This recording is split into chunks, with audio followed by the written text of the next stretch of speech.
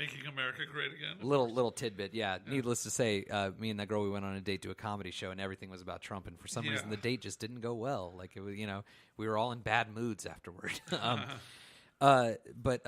So I see La La Land, and I'm like, wow, that is a phenomenally incompetent, terrible movie that is everything that people have been complaining that the Oscars are about. It's literally a Hollywood suckfest. Like they're just like so in love with themselves. It's an all-white cast, save for John Legend, who's the villain, and whose character honestly has the only like catchy song in the movie. Funny enough, it's literally everything that people have been complaining the Oscars do. It's a movie for old people that's all white and about how great Hollywood is. And so I was sitting there thinking to myself, wow, like, how are they in the midst of this controversy, like from last year and all this, making this like the Best Picture frontrunner, and everybody's just drinking it up. And then the Oscars happen, and they get Faye Dunaway and Warren Beatty to present the Best Picture. And I thought to myself, that's kind of interesting because most people credit Bonnie and Clyde as being the movie that shifted what you were shook things up. Well, what you were allowed to do. You know what I mean? I know that Easy Rider and like movies like MASH kind of changed the face of the industry, if you will. Yeah. But Bonnie and Clyde is the movie that like pushed the boundaries of what we were allowed to do, and you know what I mean? Like that was really violence and So anti-heroes. I already was like, well, this is interesting that they've got these two doing it. You know what I mean? Like that they've got these two people doing it, and then the whole mix-up. "Quote unquote" mix-up, and then you literally have old white Hollywood apologizing publicly to millions for taking away the right of a independent gay black movie and handing the Oscar over apologetically, to this movie. And they want us to believe that it was an envelope mix-up. And listen, man, like I know people, I know this industry, I know this town, I know the business, I know marketing. It is the like the phoniest cover-up since the JFK assassination, for God's sake. Like it's so neat. It's so neat and nifty that literally old white Hollywood, the way things have been done for 50 years, publicly embarrassed itself and had to apologize and hand over the Oscar to Moonlight. Well, why do you think the Oscars would want to embarrass themselves? Because they can't outright come and say, like, no, we feel like these movies, like they can't come out right and say, you're absolutely right. How do I put this? It has to change. It has to look like they made a mistake. It can't be that they consciously did things to oppress people and to oppress artists and to oppress minorities. Like that can't be. It can't be like that they were the problem. It had to have just been a mistake, an accident. And now you're making it sound like they're apologizing for the entire history of movies with this one. It's a PR move. Well, that's the way that Hollywood thinks. They think that they can get away with shit like that. It was a PR move through and through. It is the most obvious that they spun this whole narrative. You love La La Land. You love La La Land. It's the shoe-in for Best Picture. It's everything about Hollywood. It's beautiful. Hollywood's the best. White, old school. Hollywood, lovely. Oh, wait, we were wrong. It's the gay black movie that we really like. Now, here's the thing. I never saw Moonlight until about a month ago, and I can tell you this right now. Moonlight is better in every way than La La Land. Well, then there. Boom. Right. But did people still go see Moonlight? No. Well, there's obvious reasons for that. What's the obvious reason? Well, no matter how much progress we make in society, people are still thinking, oh, well, that's, even if they're not saying it in a derogatory way, they're still labeling a gay movie as a small fraction of the population. Right. You have the same story, same emotions, all that stuff, and make it a straight romance. Like a guy overcoming different phases of,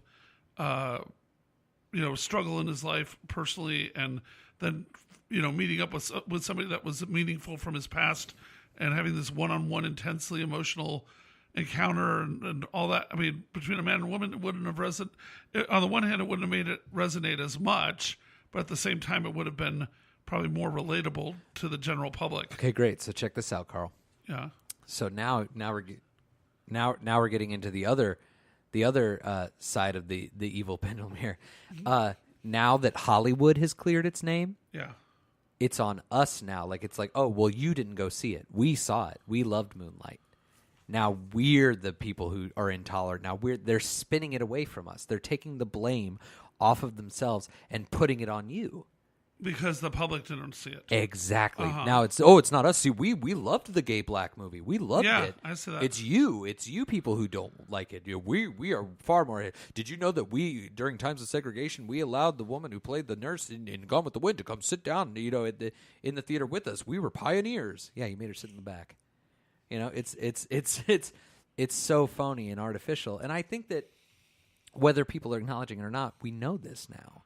We've known it for a long time. Like, we've known that it's nothing but self-congratulatory. Well, that's why I think that I don't understand. Maybe many years ago, the Golden Globes were considered a joke or something, but it's like, I don't know why they're considered worse when they often sort of match up with the Oscars. And I think they do the right thing. If you're going to give awards, you should have a separate category for comedy and comedy and musical is a weird category, but from drama and comedy, because comedies always get slagged off as, oh, they can't possibly be good. I don't agree with that. I get where you're coming from with it. You know what I mean? And it's also critics that are picking but here's buddies. But people voting Carl, on their at the friends same or time, enemies. As Good as It Gets is a comedy. Yeah. Annie Hall is a comedy. You know what I mean? Did they win? Annie Hall did, but Good as It Gets didn't win. Well, no, but yeah, it's nominated. But that's what I'm saying is, I don't think that I'm the kind of person who I can say I don't think it. I've been told so many times, so you can't compare the two. You can't compare The Dark Knight to Good Burger, and I go, yeah, you can. You absolutely can. In what way? They're movies. Okay. They're movies that have a goal. And you liked Good Burger as much as Dark Knight, or? I like Good Burger more than Dark Knight. Okay. I've never seen it, so I don't know. Oh, it's funny. Okay. All right. So, but I love Kenan Thompson, so okay. Well, it's funny. I actually just I helped put together a small set for the Oscar nominee luncheon the other day, and they held it at the Beverly Hilton where they hold the Golden Globes, in the same room where they hold the Golden Globes. And I was in that room, and I was impressed actually with how small that room is. The room where they hold the Golden Globes, man, is tiny. Wow. It's so small. I don't, and so it makes me think of, bring it back to my Lady Gaga there, when she bumped into Leo and he made that face and everyone's like, oh, he hates her. I'm like, no, he probably just didn't realize he's just so cramped. Yeah. Because it's like, I don't know how they even fit. Anyways, it doesn't matter. Yeah. But the Golden Globes have always been a little more crowd friendly, if you will. You know what I mean? Like Public. Yeah, people friendly. It's because the Hollywood foreign press wants our affections. But the Oscars, they got big for their britches, and like in a time now where like there's all these social movements happening for equality and for doing right by others, like the elite have to fall, and the Oscars are being smart. They're saying, oh, we need to cover our asses. Yeah. So they start awarding Best Picture to movies like Spotlight, which like when I saw Spotlight, I couldn't. Kinda blah. It was so blah because it's like there's nothing happening here. Yeah. They're literally just waiting for permission to look at the files. You know what I mean? Like that's all that happens in the movie. But it had the right message. Yeah, but like a message that we all already agreed with, I know, and it was right? telling us Yeah. stuff that we all That's what I'm saying. already knew. And What, the Catholic Church had some mistakes? Really bad mistakes? yeah, well, but Shocking. that's what I mean. There's no controversy there, but they sell it to you like it's controversial. Yeah. And when I saw Birdman, I was beyond offended. Being the Cassavetes fan I am, I was like, you can't just rip off Cassavetes' opening night in every way and not at least say it influenced you. You know what I mean? Even Darren Aronofsky, credited Robert Altman's films to influencing Black Swan when it came out. You know what I mean? Which he just flat out ripped them off, in my opinion. really? But yeah, but these people acted like they never even heard of opening night. It's like it's the same movie, only without any reason or purpose, and you made it a male lead. You know what I mean? And it was opening night about somebody having a crack up though, because Yeah. Birdman's large. Okay, got it. I need to see it. Yeah, during the final I week. wrote it down that I need to finally get off my ass and see that. During the see Birdman. No, opening night. Yeah, I was gonna say. Obviously, I've seen Birdman. Yeah, you've I've got like two. Posters. Yeah, you've got 2 posters above your bed for Birdman. Just because they're cool looking posters, not so much that I love the movie that much. Well, there's always going to be people who complain about what wins Best Picture. You know what I mean? Like I remember, when I was younger, the big controversy that Saving Private Ryan lost to Shakespeare in Love. It was like a big to do. In my opinion, Shakespeare in Love is better in almost every way than Saving Private Ryan. That propaganda piece of garbage. Propaganda. Well, absolutely. Yeah, the American. Like it is our American duty to make sure that this mother does not go on without any children. So we're going to set it's the message of the movie is ours is not to question why, ours is but to do and die. They actually say that to you in the movie. It's like, don't question your government, just do what they say because they have your best interests at hand. At heart. Like bullshit. It's phony. Spielberg is the biggest. Yeah, you know what? We should retitle this show "Joe Black Kills His Chance of Ever Having a Career in This Industry," because I'll flat out say fuck Steven Spielberg, that propagandist monster. All the time. He's talented. Don't get me wrong. I think he's propagandizing in The Post for sure. Absolutely, it's all propaganda. Bridge of Spies is propaganda. Everything he does. Lincoln is the biggest piece of propaganda I've ever seen. It literally is like reading your 4th grade history book. He just cared about. Well, no, I hate it. I made Lincoln one as one of my worst 5 movies of 2012 because I did hate the movie, but I hated it not so much propaganda. It was all sorts of other reasons. I thought it was just. I mean, I really was expecting and maybe this would have been an even worse movie. I don't know, but I really was expecting this epic, like a 3-hour telling of the Lincoln story, and instead it was like this, shenanigans that went into winning enough votes to pass the amendment. And it's like it was such a tiny sliver of his life that I was just profoundly annoyed the whole time. When I went to see Lincoln the first time, it was at ArcLight. I was working there. I sit down, and I don't know if you've seen it. Dave, have you seen it? Which Lincoln? No. Oh, you're not missing much. The opening scene is literally after a battle. He's like hanging out with the soldiers, and they're coming up to him like, "Mr. Lincoln, I done seen you do that there address at Gettysburg." Oh, yeah. And he's like, "Could you hear me all the way in the back?" Yeah. And he's like, "Oh, no, sir, but I sure did commit it to memory." And he does the whole thing, and then they get called away by the sergeant. And then the one black soldier, he finishes it as he walks away.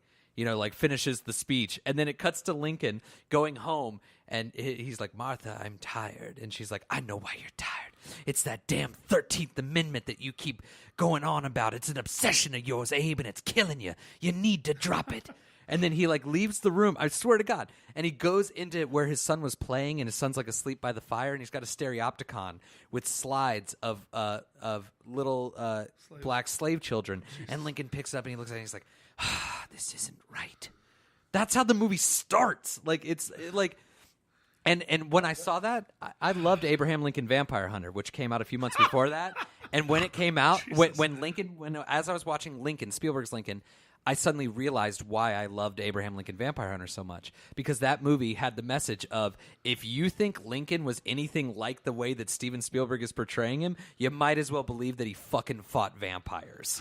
That's the... Wow. See, I enjoyed it just because it saw a side of Lincoln that we weren't taught about. And, I'm from Illinois, so, he was a big part of the grammar school curriculum. But the vampire hunting, never even heard about that until years later. Was it actually an entertaining movie? I haven't seen it. My boss swears by it. He loves rules. it. It's it's one of those movies. If you're going in looking for historical accuracy, you're an idiot. I feel that way about Spielberg's Lincoln. It is so much fun. The scene with the stampede. Oh yeah, where he uses a horse as a weapon? It's one of those, every dumb action movie that you've watched that has made you there's been one sequence where you've wanted to stand up, whether in the theater or from your couch, and pump your fist into the air and scream, "Fuck yeah!" Yeah. This movie is full of them. Yeah, the stampede scene he's talking about, he's chasing after a vampire on a horse. Spoilers. And there's a bunch of horses, right? It's a huge stampede of horses. The bad guy picks up a horse and he throws it at Lincoln. right? And Lincoln gets hit by the horse and falls into like the chaos of the stampede, and you can't see him anymore. And then a second later, Lincoln comes out riding that fucking horse that he got hit with. Like, But then he's like jumping from horse to Yeah. horse. I mean, it and was then his axe is a gun. awesomeness. It's I mean, so it's good. yeah, it is a great movie. I really